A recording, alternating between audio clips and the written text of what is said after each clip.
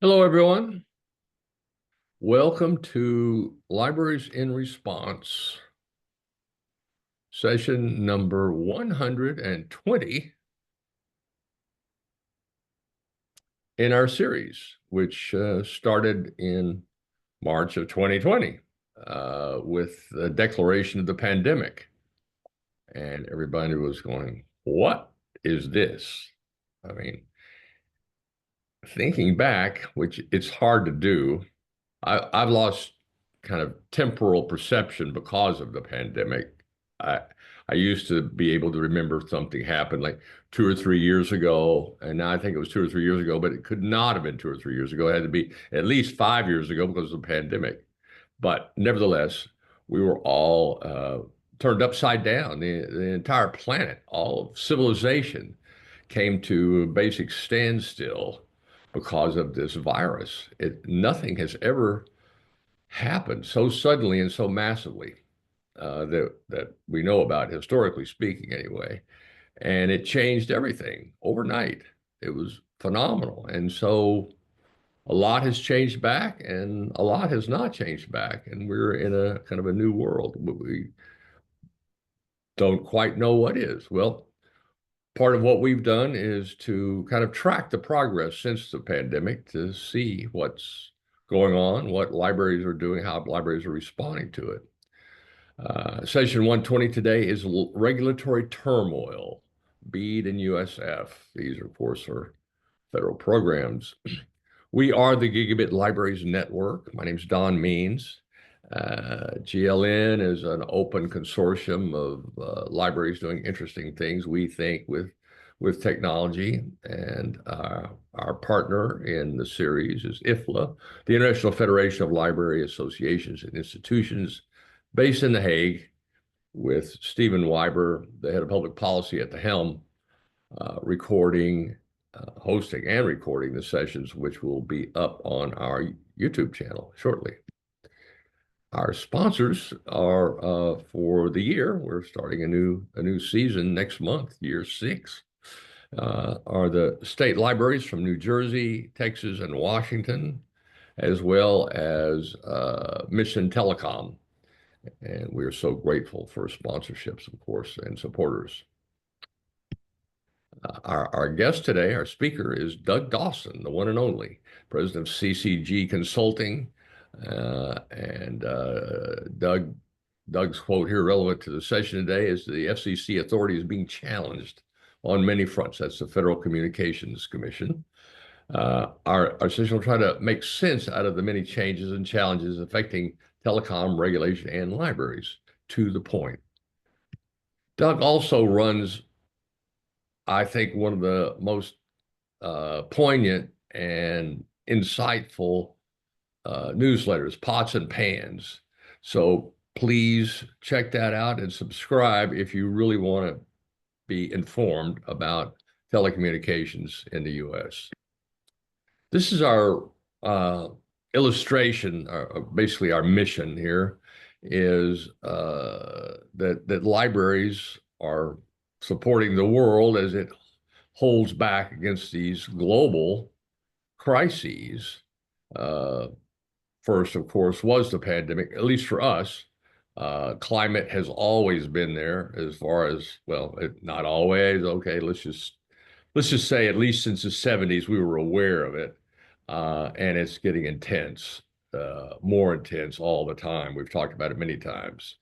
War has resurfaced. It never goes away, but it's reasserting itself these days.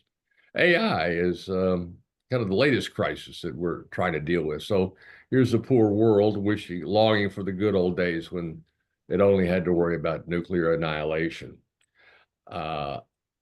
This illustration represents a kind of a sequence, like a cascade of crises that have just come along since COVID. There was the social crisis from the Floyd murder. There was the economic crisis that the pandemic created. There was the political crisis. And of course, the climate crisis is always with us. And then AI, which has just really got us all, our heads spinning. And here we are. The crisis that came upon us with COVID, reasserted itself as an urgent issue, became a crisis, and that was connectivity. Suddenly, we're all locked up, and what do we do? I mean, you just can't stay home. That's not a solution for society and civilization to operate. So it brought the need and the value of being connected to one another through the internet immediately to the fore. And what had been an urgent, long-standing urgent need became a crisis. And there were quite a number of actions that we're going to hear about in response to that. So the reason that there is a gap and has been is basically infrastructure economics. We'll say 101. The farther you are away from the hub of any network, the more expensive it is to reach. It's just commonsensical. And so markets are good. I mean, they're great at doing certain things, but they're not good at serving everyone. They're good at serving those who can provide a return on investment. Well, when you start extending these networks, whether we're talking about telecommunications or water or roads or sewer lines or anything, it gets more expensive the farther away you go. And it turns out there are fewer people the farther away you are from the hub of these networks. And they also tend to have less money. So what happens is the market just stops and there are people out there that are unserved. So this is where the government is obligated to step in if that service is declared a basic service, one that everyone should have affordable access to. And there's this principle, we call it universal service for telecommunications, predates telephone, but that's one of the early examples of it. That's where the universal service concept or term came from. But electrification is one of those. Roads, post offices, public parks. There's a long list when you think about the things that we say, well, everyone should have access to these. It's to our common interest that everybody be included. But if we rely on markets alone, it just doesn't happen. So hence the concept, we take subsidies from the more prosperous markets and use those to subsidize the less prosperous markets. And that's how we've done it or tried to do it. And that was applicable until the web arrived in the mid 90s.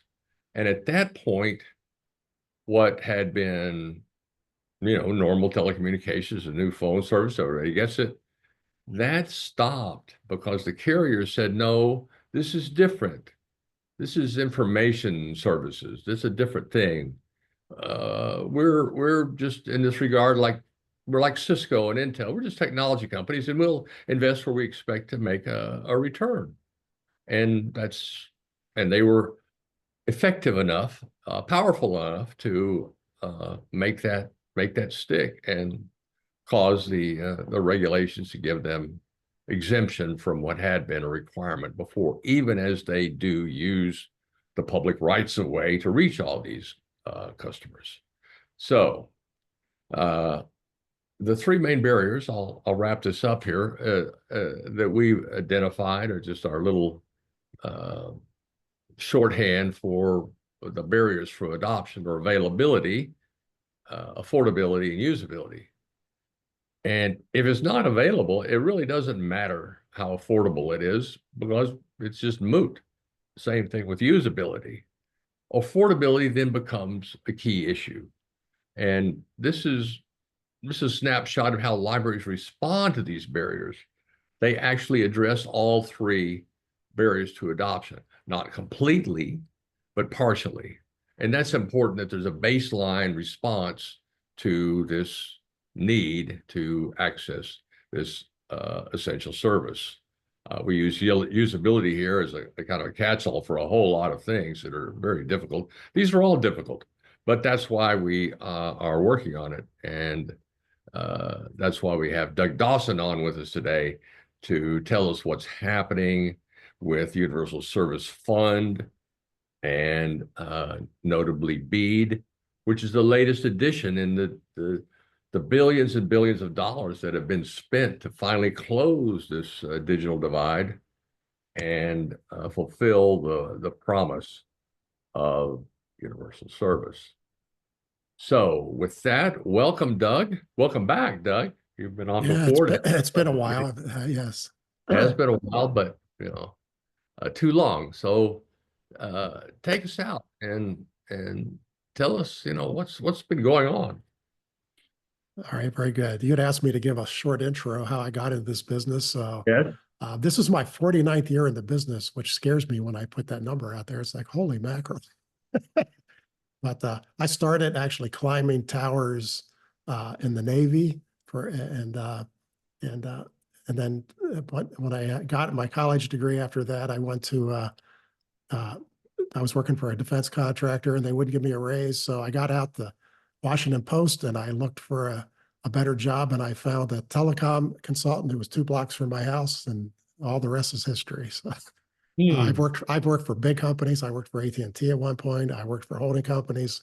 I ended up owning my own telephone companies. I own 13 telephone companies. So, and I've had this consulting company now for 30 years. So I've kind of seen and done a little bit of everything in my career. So it's very interesting. So the whole time I've been in it, I've been following regulation. That's a key part of everything that we do. So with that, let me jump into my slideshow here or my PowerPoint, and let's just launch into the questions that you had asked. Let's see here from the beginning. All right, you seeing that? Yep. Okay, very good. So today we're going to talk about 4 items. The FCC's authority is under fire. The Universal Service Fund is in the courts right now. The BEAD grants are facing a lot of challenges. And then there's some issues on state versus federal regulation. So, it all starts with the FCC. And interestingly enough, now, to some degree, you can say that the FCC has had a very hard time making orders now for 5 or 6 or 7 years, because every time they make a major decision on anything, somebody who doesn't like it takes them to court. And so you can hardly find an important docket that hasn't ended up in the courts. And so, but there's been a couple of recent decisions that make that even more so. So it's getting to the point where the FCC really has their hands tied on doing anything meaningfully new if somebody's got their mindset on stopping them. So the first one of those was something called the Loper-Bright, is how we all refer to it, but it was a case of some fishermen who fought about rules where they had to pay fees. They had to actually pay inspectors to be on their boats, and they didn't like that. So they went to court. It ended up in the Supreme Court, and this ended up overturning something called the Chevron deference.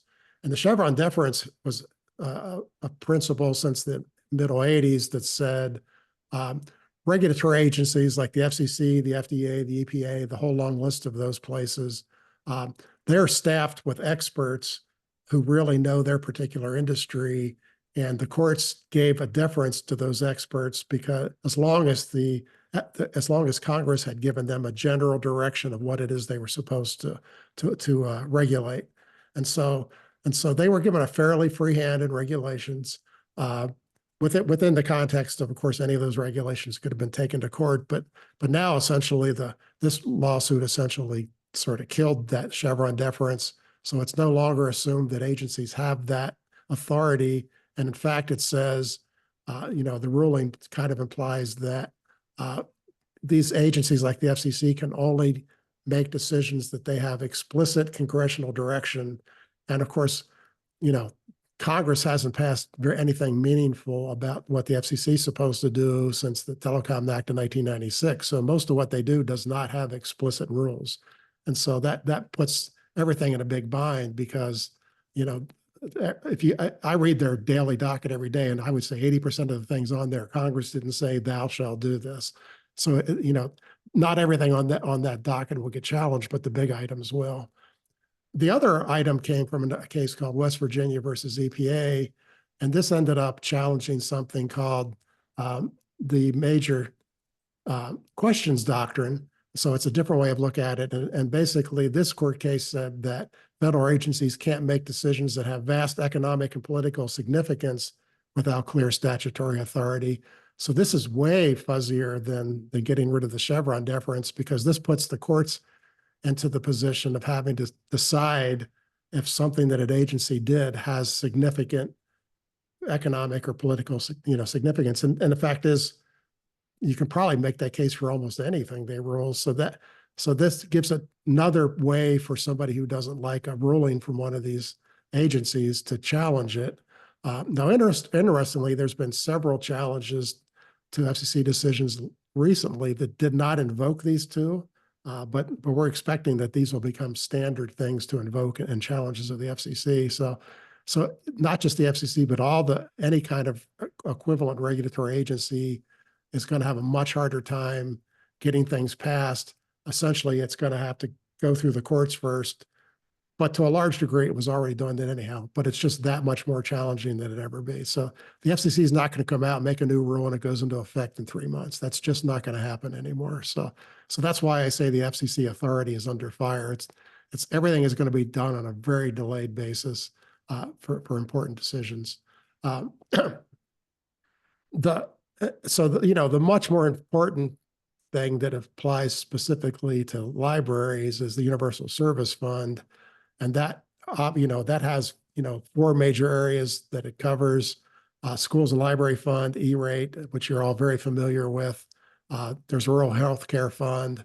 There's an entire set of subsidy funds that includes RDOF and CAF2, but there's about 6 or 7 of them, and there's some older ones that have phased out. But those are subsidies that help to fund rural broadband deployment, rural cellular deployment. So these are very much aimed at sort of closing the digital divide that Don was talking about. And then finally, there's the Lifeline program, and that gives subscribers a direct $9.25 discount from used to be just telephone service, but now it's telephone or broadband service. And so the Universal Service Fund does all these things, and within these, there's dozens of programs, specific programs, but those are the 4 big areas that they do it. There is a challenge in court right now from the 11th and 5th Circuit Court of Appeals that ruled that USF is constitutional. And so there was a lawsuit brought by basically a think tank called Consumers Research that made that claim, and these 2 courts accepted it. There were other courts at the same time who said that everything that the Universal Service Fund is doing is just fine. And in fact, over the years, there have been a number of rulings that they are following the congressional intent. But because there's the conflicting rulings, this ended up at the Supreme Court. So there's going to be, so the questions are, does the FCC even have the authority to establish the USF in the first place? There's also a challenge to whether the FCC can handle the administration of the fund to a nonprofit corporation they formed called USAC. And that's the folks who actually run it day to day. The FCC actually wanted to be hands off so that politics did not join in the actual operation of the fund. And then there's a challenge to the actual funding. The 11th Circuit, a court called the USF fee a misbegotten tax. And they're not entirely wrong. I mean, the fee has gotten really out of hand. I think I saw yesterday that it's up to 39% of the federal portion of telecom services, the interstate portion of telecom services. It's a ridiculous funding mechanism because every year we have less and less telephone and telephone-related services, and so those decreasing services are paying for this fund that runs at the range of $7-8 billion a year. So it's really that funding has to be fixed, and everyone agrees that it has to be. So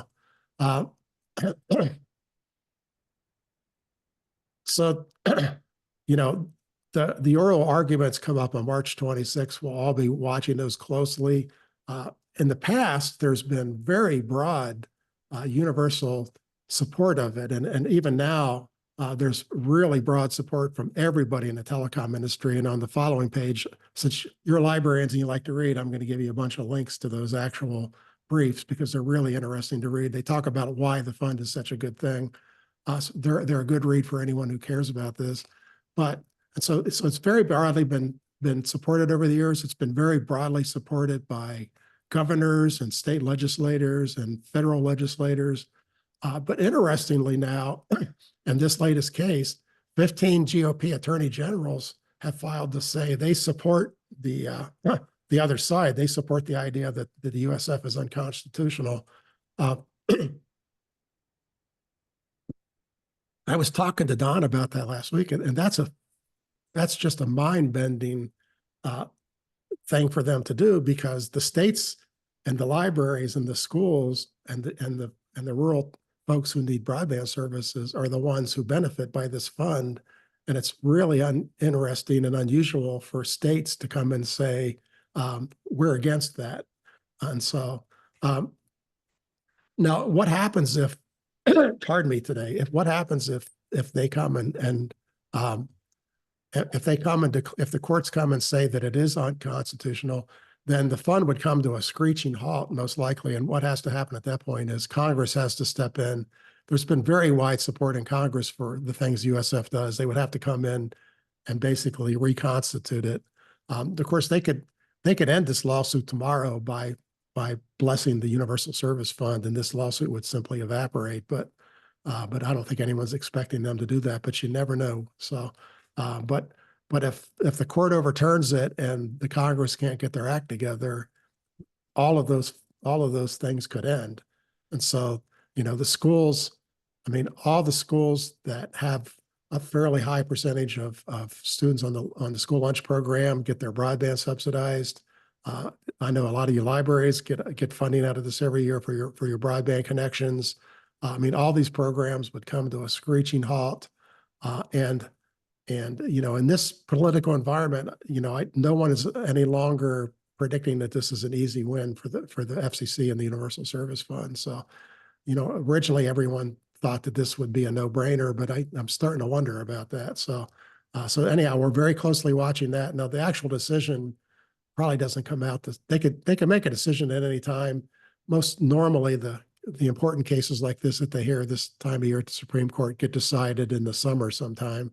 And so, it could be that long, but they also could decide it very quickly. But the way this works is it would be a complete upheaval of the Universal Service Fund. So we're all very closely watching that, because basically everybody I know has some hand in that funding benefits folks. So of course the telecom industry's totally supporting this, because quite honestly, all the money goes to them.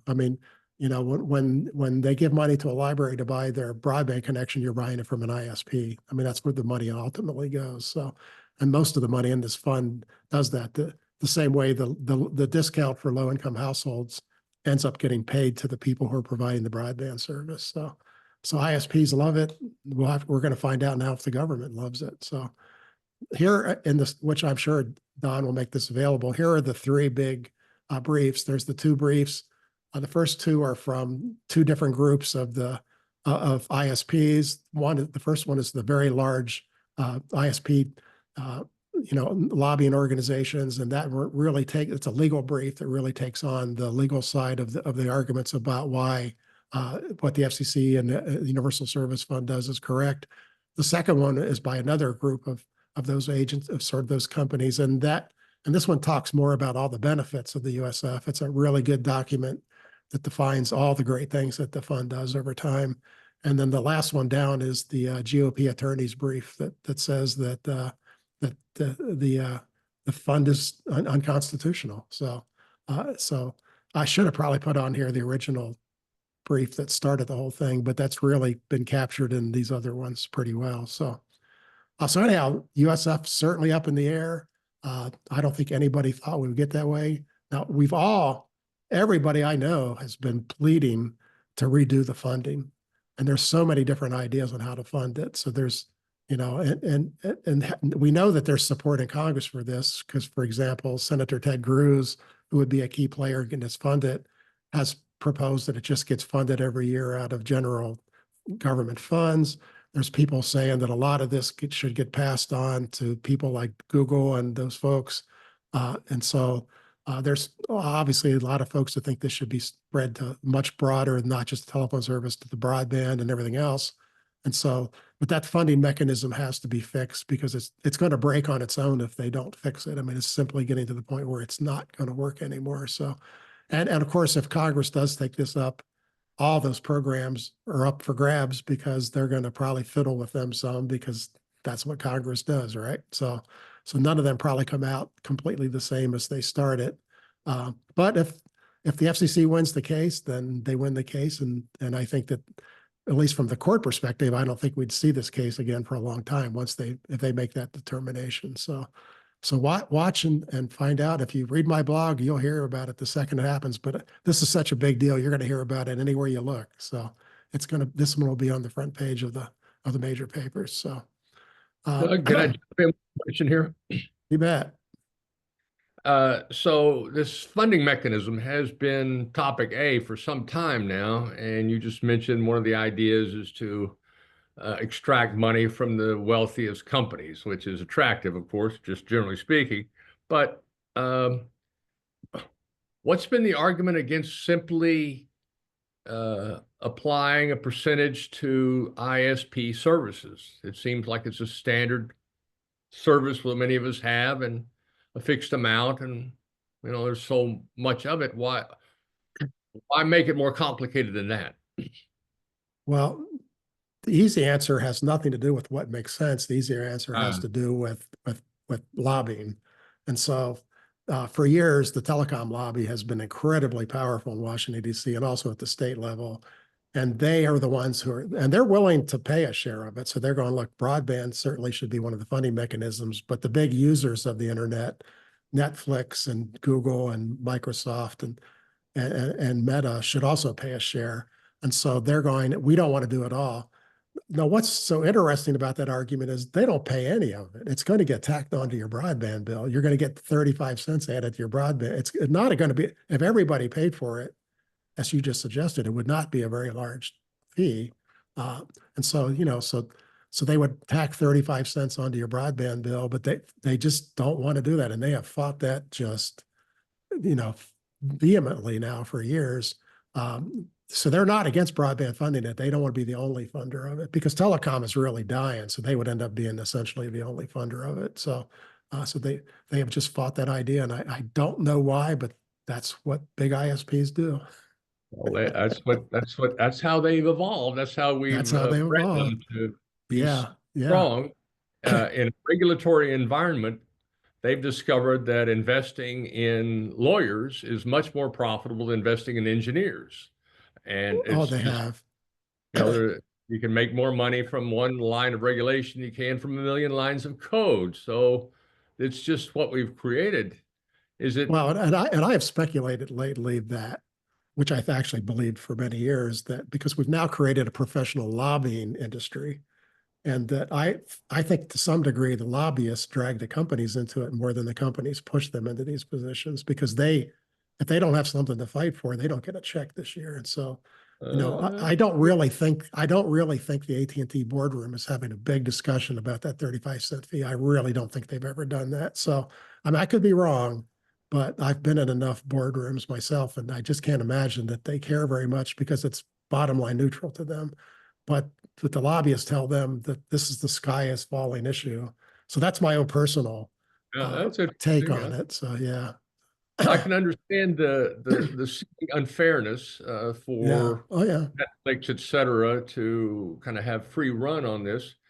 If it were analogous to the roads where the heavy users pay more, like the trucking industry pays quite a bit more than ordinary cars to use those same highways. I have no idea how that would be applied. Bits? Would you charge per Yeah. bit? I don't know. And the interesting thing is those companies, when this argument first got started, they did not have a powerful lobbying, but they now are every bit as powerful. And in fact, they're almost equal in size of the number of Washington lobbyists that they have. So in fact, if anything, I think the tech companies might be ahead now.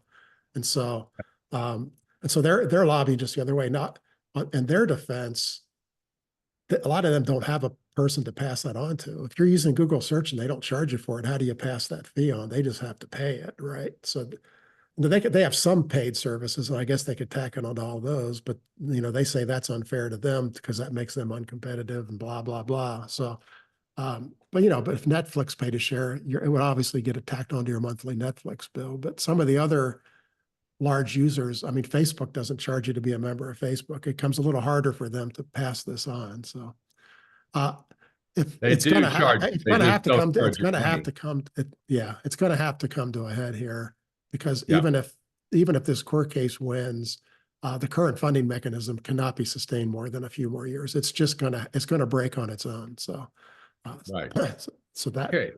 so anyway, so one little interesting sideline of all this, one of the things that the E-rate program, which is part of the schools and library, does, the FCC passed a rule last year to allow that to start paying for student hotspots and for hotspots on buses in particular.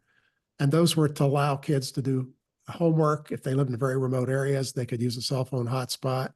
And of course, the idea of I grew up in a very rural area of West Virginia, and spending an hour on the bus, of course, we didn't have any internet, but if we had, we would have all been on it for that hour drive. And so, and probably doing our homework that was due that morning. So, the idea of having Wi-Fi on the buses is very attractive. And in fact, a lot of places in the country have just done that on their own without this funding from the federal government. Uh, but Senator Ted Cruz has said, and which I spelled his name wrong, uh, said that such devices open up children to real risks of abuse, whatever that means. I really don't know what that means, but they don't want that to happen. So this was something that the last FCC under Jessica Rosenworcel passed, and they're kind of reversing all of her rulings. But then this opens up the bigger question: does that mean the feds don't want to fund any computers for kids? What about hotspots and computers funded by other federal programs like the ones in the libraries? Uh, you know, will this extend to libraries? I mean, are they going to come out and say that libraries can't give out hotspots? Because most libraries do nowadays. I'm sure that most of the folks on the phone here, that's part of their program. Particularly, I mean, I talk to libraries all the time, and in very rural areas. I mostly work in rural America these days, and they just almost universally have hotspot lending. Their big problem with hotspot lending is people take them and they don't give them back, so they have to keep buying new ones. That's because they're so darn popular, right? So, this is a little troublesome that they would, limit it if they don't want to pay for it on school buses, fine. But it's always troublesome that sets a precedent, and they're going to say schools can't, if they start saying kids can't take computers home, that starts to get very, very troublesome because the vast majority of school systems today give computers to some or all of their students. And so that starts to become a little bit of a scary idea not to do that anymore. So we don't know where that's going to go, but it is certainly a brand new thing that's sort of hit the radar here in the last couple of months. And so we're going to keep our eye on that as well. So this is the one that everybody wants to know what's going to happen, and I wish I could tell you.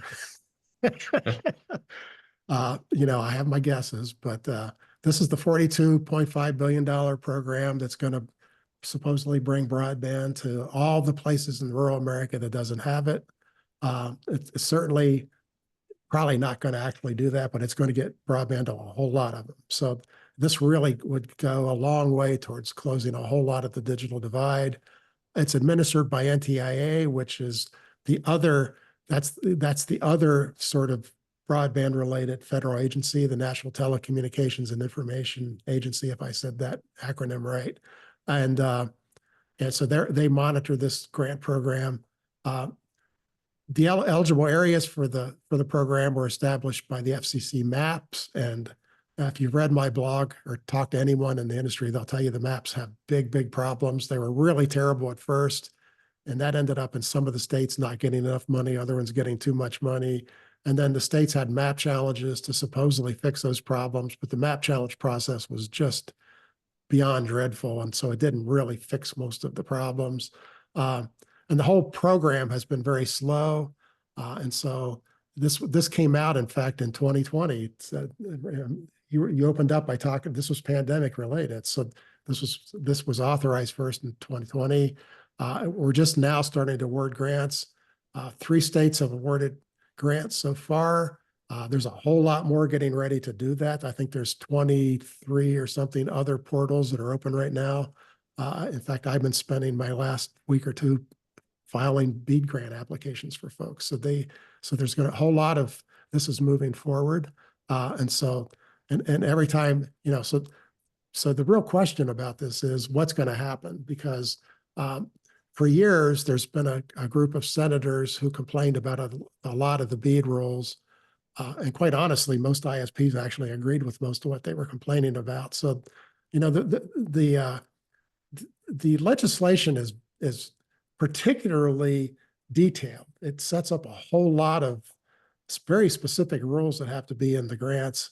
And some of the things that the senators complain about are actually in the rules that got passed as law. So, only the Senate can change those theoretically. So, but an awful lot of it were NTIA interpretations of the rules. For example, the NTIA has taken an extremely strong position that we should favor fiber first. They didn't really have to do that because every state already had that idea anyway. I mean, states have. I work in again, rural America. I haven't worked in a county, and I've worked in probably 50 counties just in the last 2 years. They all want fiber. They're convinced that fiber is the long-term solution. It's a 50 to 70-year network. They're not opposed. They all love Starlink. They're going like, man, Starlink has just made our life a lot easier, but they don't think that's the permanent solution. And they've not liked fixed wireless, but they might start liking fixed wireless because the technology has improved drastically in the last year or two, but it hasn't really made it out to the street yet. So it's actually going to get a lot better. But the fixed wireless that was deployed in the past was, in many places, particularly places with rough terrain, has been a pretty miserable technology. But a lot of the senators are saying that we have to change a lot of these rules, and some of the rules are things that just make it cheaper. They're making them do an environmental study, even if you put fiber on an existing set of telephone poles. Like, you don't really need to do an environmental study to put a wire on a pole that's been there for 60 years, right? So there's a lot of rules like that we are all hoping they do get rid of, because it would make it cheaper to actually build the networks. But we're not going to know. We're still waiting for Ariel, which is how I say her name. I don't know if it's Ariel Roth, and she's the nominee to take over the NTIA. I think her hearing's coming up in a week or two. I imagine that she'll be seated fairly soon after the hearings. It's hard to think that they won't like her. She seems to be very well qualified, and I haven't heard anyone say anything bad about her. So, and we're not going to know what's going to change until she hits the door, because right now the NTIA is being run by temporary holding folks, and they're not going to make any major policy announcements. So she's probably going to come in within the first literally couple of days and say, here's what we're changing. And that's what we're all waiting for. It's going to be very interesting, because one of the biggest changes is that there's a lot of folks who want a lot more of the money to go to satellite and wireless. But that's already becomes problematic because of the fact that some states have already passed their rules. Like Louisiana gave about, I don't know, something like 4 or 5% of their money to wireless, but mostly they were able to fund fiber through almost all of the areas that were in their BEAD areas. And I can't imagine that the governor of Louisiana is going to be at all happy if they try to come back and redo the grants. And so the program already has tremendous momentum. It has absolutely tremendous bipartisan support in the rural areas. In fact, a funny story I tell, I was in a county in Minnesota 4 or 5 years ago at a board meeting talking about trying to get these grants. And at the end of the presentation, the chairman of the board thanked me. He goes, "This is the first topic in 5 years where we're not fighting about it. We all agree with it." I mean, the fact is, rural politicians, 98% of them support better broadband. The ones who don't, who knows why they don't, but so it's incredibly bipartisan. They all know it's an economic development issue. They know it's a school kid issue. They know that they know that broadband is needed. That's all they hear about. They all tell me when I go to the gas station, they don't say, what are we doing on the new road? They go, when am I getting better broadband? That's what rural people ask them. And they've been asking them that for 5 years, and they really want to get it solved. So it's also very popular at the governor level. It's pretty darn popular at the state legislator level. And it's really popular among all the elected officials because they want to show up for these ribbon cuttings. I mean, you just don't find anyone talking bad about bringing broadband to the rural areas. And so, but that doesn't mean that they're not going to come in and change this thing. So, so we just don't know what that's going to be. She has already stated that she's opposed to the policy of making fiber the favored technology. She actually said she's not. She wants to stop the technology neutral. She wants to put in a technology neutral policy, which means all technology should be considered.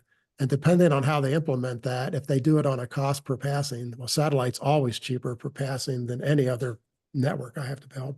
It's cheaper than fixed wireless. It's cheaper than cellular. It's cheaper than building a fiber network. So we don't know what that's going to turn into in real life implementation. So it could turn out that this program gets turned on its head and the money all goes to satellite and fixed wireless. It could turn out that the states are just going to be required to give a bigger percent of those technologies. And in some cases, that is not a bad idea. Already we have Nevada is one of the states that has already picked their winners. And they have one area where I'm quoting you the wrong number, but it was something like $81,000 a passing for this small area that they gave a grant to build fiber. And quite honestly, that's just out of line. I mean, that doesn't make any financial sense. They've certainly not helped the rest of the country by having that one example that's really outrageous. I've been working on dozens and dozens of big grants. I've never seen an area that expensive. I don't know what the heck it was, but I used to own a telephone company in Nevada, and I know how remote and horrible it is to build stuff there. So I can picture why that's expensive. So we're going to have to just see. I think we're going to find out. My guess is we're going to know what's going to happen by the end of March. It could be business as usual, but change these 20 rules. It could be go back to the awards you've already made and let's reshuffle them again with these new set of priorities. Or it could be we're putting these things on hold and we're going to completely change the rules and you got to start over and give a whole lot more of it to the cheaper technologies. All three of those are possible. Nobody knows. We're all guessing.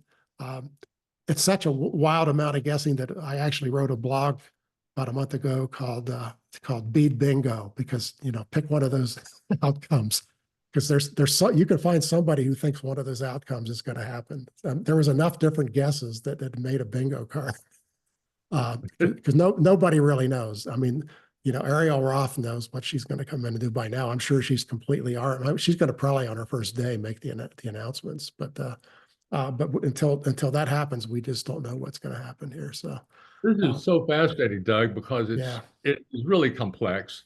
it's And really complex. always with technology, the technology is evolving, sometimes quickly. So you point Yes. out that terrestrial wireless has made dramatic strides recently.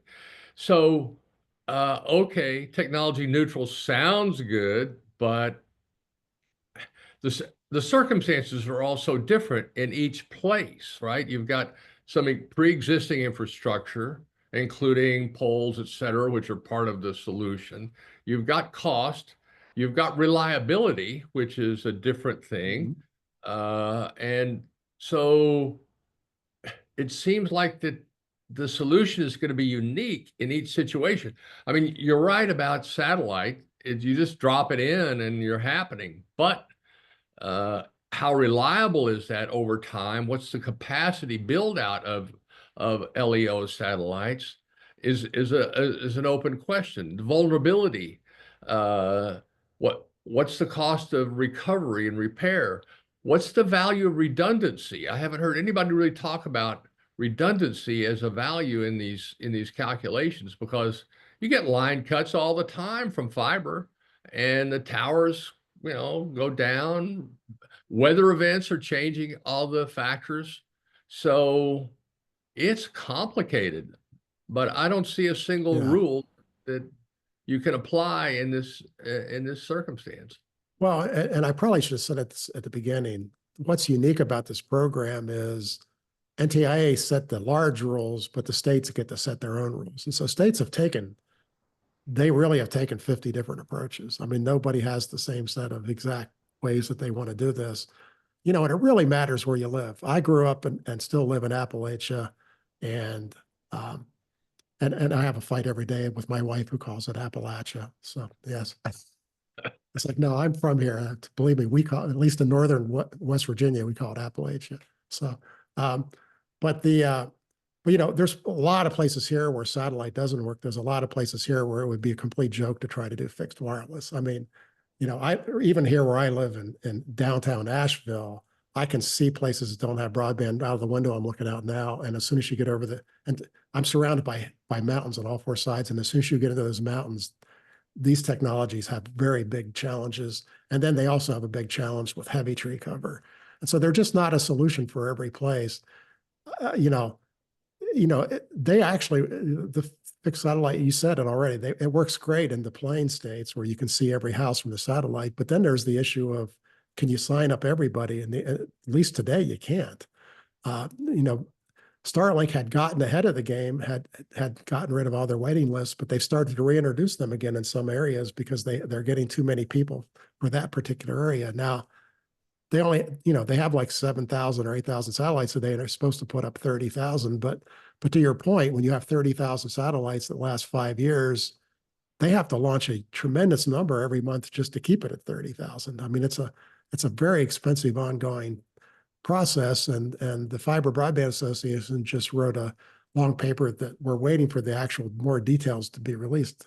And they say that they don't believe this is financially sustainable, which we don't have the slightest idea. One, you start talking at that high level, it's beyond any of us. But I mean, Starlink seems to already be making money, so I'm not sure that that's true. And certainly they can serve a lot more people with 30,000 satellites than they can today. But can it be a permanent solution? I haven't the slightest idea. But certainly it's a really good solution for some. There's a lot of people who have it that even if you build fiber to their house, they're going to keep it because they already like it. There's 1.4 million customers here in the U.S. on the service already, and if Jeff Bezos ever gets a working rocket, we will have a second satellite constellation. His launch just got delayed another 4 months, and so one of these days I think he will have some satellites up in the air. So, it's an interesting discussion. It's a very interesting discussion, and that's why it's so hard. And the state people, they have agonized over this question. Every state is like, how exactly do we get because the states can set all the rules they want, but they need ISPs to come in and ask to do it. And that's their actual biggest challenge is one of the states, I forget now which one of them, just came out and they had gotten 69% of the locations covered on the first application. That sounds good to some folks. To me, that said that 31%, no one asked to serve those. How are they going to find somebody to serve those? So that actually sounded bad to me. It's like, boy, you guys have a real challenge to get the rest of those places served. So, But the states, that's the kind of underpinning of yeah, BEAD, is to allow the states, or actually yeah, require the states to implement plans that are suitable for their own circumstances, which of yes, course slow down because the states had to all come up with their various plans which conform to the BEAD requirements, which is not quick. and, yeah. uh, But the, and but it is also, unfair it's unfair to the states though, because the FCC maps ended up not giving some states enough money, and that's unfortunate. And so uh, they have their back against the wall. Other states have more money than they need to build fiber everywhere. So, and that's just unfortunate that it happened. One of the things on my bingo card is take the money where it's too much and give it to the states where it's not enough. That is a possibility. yeah, very So, good. You yeah, also point out that my infrastructure 101 gets a big hole shot in it by satellites because yeah, the cost of delivery is independent of the distance from the hub. It's just up and down. So the cost of delivery in downtown Chicago is the same thing as the cost of delivery in outer Mongolia. So it is except it's not, because the two limiting factors there are the amount of spectrum that Starlink has available. And right now they don't have enough spectrum to satisfy 30,000 satellites. And they also need Earth stations, and a lot of them. So those are their hubs, and they need a lot of Earth stations. As they build more customers, they're going to have to keep putting more of those in. And they're not the easiest thing in the world to put in because nobody wants them near them because they're kind of a wireless black hole. It's kind of like living next to an airport. You live next to an airport, none of your stuff works right because they have every frequency in the world beaming, right? And so, Right. those Earth stations have some of the same challenges. So everybody wants them to have Earth stations, but you don't want one next to you. So it's Yeah. going to be a real interesting Of thing course, coming up. these So satellite to satellite laser connections are yes, shifting that we're formula as shifting very well. much. Yes, But yeah, it's incredibly complex and highly dynamic, and that's before we start delivering connectivity directly to the phone, which is the yes. other part of it. Anyway, let's not go down that rabbit hole too far today here, but Okay. uh, this is all incredibly important and incredibly difficult to resolve. So luckily, we have But people like you here to help us understand it. and if you're a library in a rural area, you're counting on this for your students to get broadband at their house. I mean, you really are. And so, I mean, Uh, that's the folks I talk to every day, and they're really waiting for this money. So, uh, um, we fitted the world's first library with LEO satellite connectivity. oh, Tribal library in northern New Mexico, part of a grant we had from IMLS, and it is really fascinating. It works. The value that I see that's just not mentioned is redundancy. You know, you can yes, get it now, right now, you can get it if you know if there's not if the market is not overloaded, and when fiber comes to you or terrestrial wireless, you can put it on hold. And that's a super valuable capability to have when, like in Asheville, you have these disasters and you need connectivity and you can switch your satellite back on just like that. So that part I think is really valuable and underappreciated. Sorry, go ahead. yeah. But the other thing we needed in Nashville was power. Yeah. Yeah. My particular neighborhood, we actually lost our substation, electric company. It was washed away. It's like, boy, oh boy, that's not good. Well, So these satellite dishes, you know, the they satellite basically base stations are a light fiber bulb. fed, and they are satellite fiber fed, and they can certainly have fiber cuts and cut them off. So yes, they have the same risks. So um, so anyhow, here's a list of some of the changes that they wanted to see made. So too much funding to some states.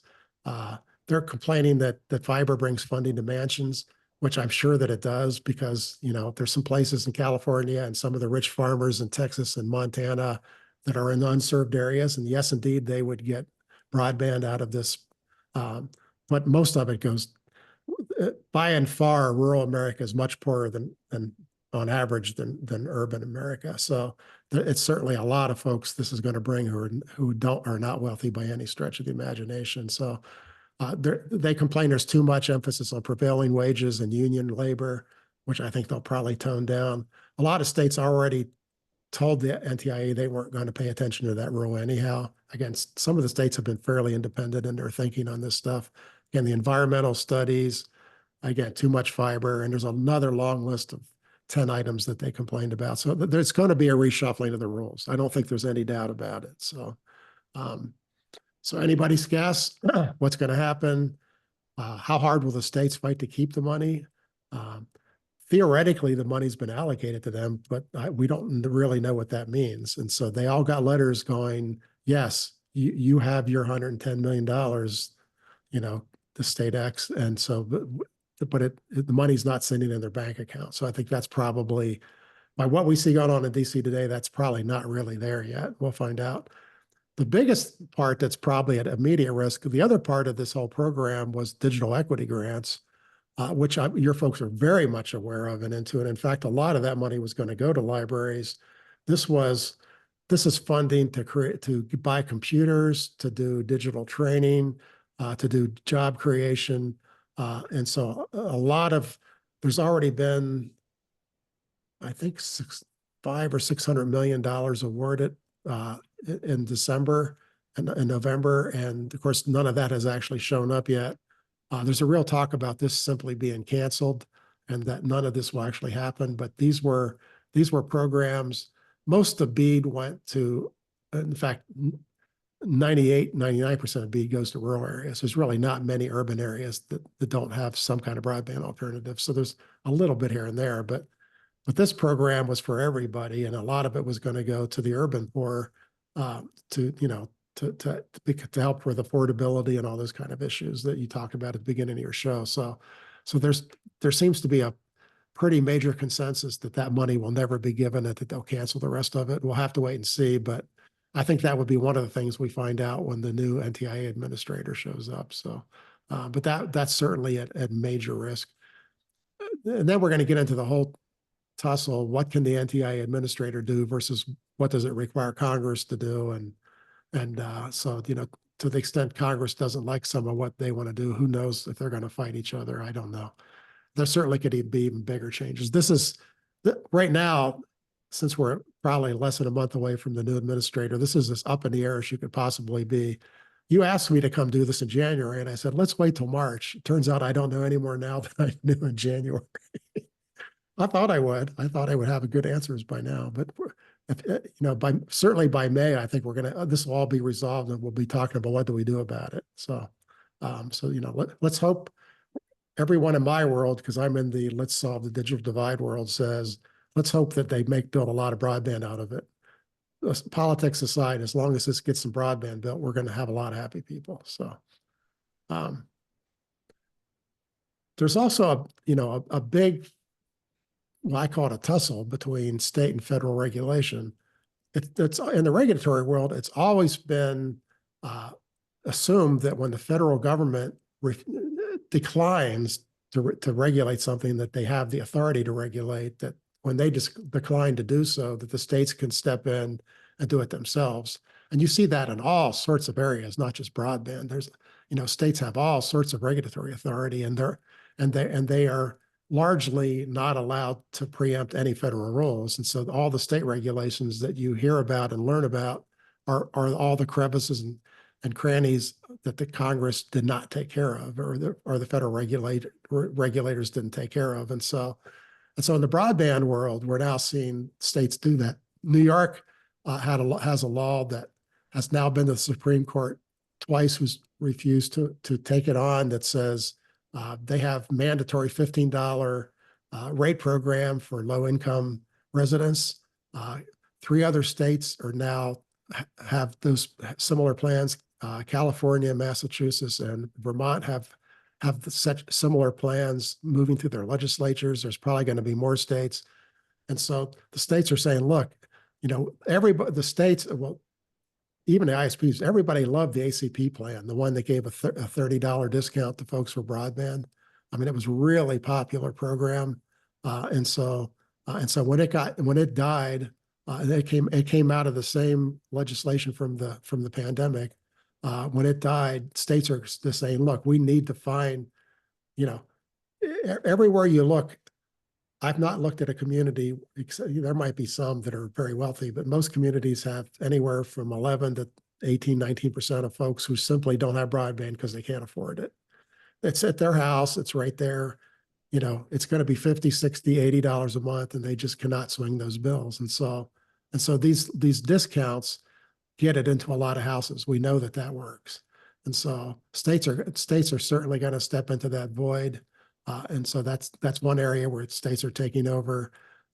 States have already stepped into the net neutrality void. California has a net neutrality rule that's been in effect for a while. That's actually slightly better than the federal one, by degree of hairs. But and because California is such a large part of the broadband economy, when carriers pay attention to it there, it's really in effect everywhere. I mean, really. It really does matter, because it's really hard for an ISP to do different things in different states. They really don't want to do that. So California also has a very strong broadband privacy legislation that's way stronger than anything the federal government has. And so if the FCC or the NTIA starts canning more regulations, which they very well might do in the next couple of years, I think we expect the states to jump in and pick up the ball on the pieces that they think are important. So, and that sets up a very, and this is not unique to, again, this is not unique to this industry at all. There's entire other industries where the states are actually stronger at the regulation than the federal government is. So, but the trouble with this is it creates a checkerboard. Okay, well, here's the rule in California. Well, here's a different rule in New York. Here's a different rule in Nebraska, and it gets to be very hard for a nationwide ISP to deal with that. Uh, and I always wondered why the heck they fought so hard against things like net neutrality, because what they were fighting against was being regulated, the Title II stuff. But net neutrality, there's quotes from every single large ISP that it didn't bother them, but yet their lobbyists, thought that it was the end of the world. So, and that's a much longer conversation. And there's some folks online today in your group who know more about that too. But the point is, it's a real mess, and states are stepping in to fill the void. So that's going to just be one more interesting factor to make all this happen. States, if BEAD falls apart, states will get back into the broadband grant programs. They already had them before BEAD came out, and so some of them have been around a long time. And Minnesota's had a broadband grant program for like 10 years. North Carolina has been almost that long. So there's a lot of states that have been doing this already on their own. And I would expect that if somehow BEAD doesn't fulfill its mission, that states will find a way to do that, because again, they're tired of hearing about it. I mean, that's really the bottom line. I have been to several dozen rural counties who told me that broadband is their number one issue. It's not roads, it's not prisons, it's not schools, it's not whatever, it's broadband. So that's not going to go away if they don't fix this. So there's who I am. There's my Pots and Pans by CCG link if you want to go there. I talk about all this stuff, but I talk about lots more stuff, technology and ISPs and you name it. I don't think there's anything I haven't talked about. So yeah. So I've been doing this for 13 years every day, the blog. So it's been out there a while. So That's mind blowing, Doug. Really, it's putting one of these on every couple of weeks is a conversation is all the challenge that we can handle here. To be able to put something out every day in detail about all these points is really impressive. There was a request for slides. I guess you'd be available to forward your deck. I will send you this one, because I'm going to fix the spelling error, and I've actually added something this morning that you didn't see. So I'll send you this as soon as we're done here. I think Ted Cruz can live with that. Yeah. Anyway, but you touched on politics, and Yes. I think it's very much what's part of all this. We were saying almost 10 years ago with the election in 2016 that part of the reason that there was so much reaction to just general unhappiness, to the extent that someone that got elected then was because rural folks are just really unhappy because of what you say. Everybody knows that you need connectivity to participate and economically and socially in the world today, and they just aren't getting it. They're going, well, why not? Well, because we're just not important.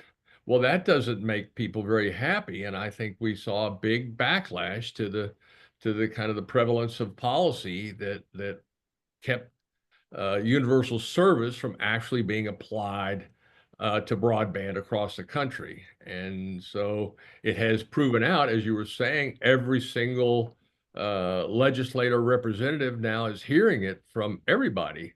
And that's when they start talking about it, not before that. They don't lead. Right. They wait for the parade to get going and then they jump in front. And so now it's really top of mind for everybody. And it's absolutely reasonable that people would want that. And it's absolutely reasonable that they would have affordable access to it. So hopefully NTI will not just poke a stick into this thing to make it even worse. I'm predicting they're going to come out with a new acronym for morass, as going to be it is so descriptive of the environment that we're in right now. But It's been great We're to have hoping you. I'm sorry. we're just hoping there's too much momentum for them to kill it, but it doesn't Yeah, seem like that may not be how it really works anymore. may So not. Right. I mean, yeah. libraries who thought libraries would be attacked. Well, here we are. Yes, here we But are. I, I'm sorry we jumped the gun here on May, so we'll just have to have you back in May, and we'll pick this. We may have to do that once we find out what's really going on. Yeah. Let's just plan on it. I'll put a Okay. pencil over there. And thanks so much for this. It's been great having you again, and we'll get this recording up very soon, and we'll see where it all goes. And I thank you. And I just want you all to know librarians are some of my favorite people in the world. So Wonderful. Thank you, Doug. thank you.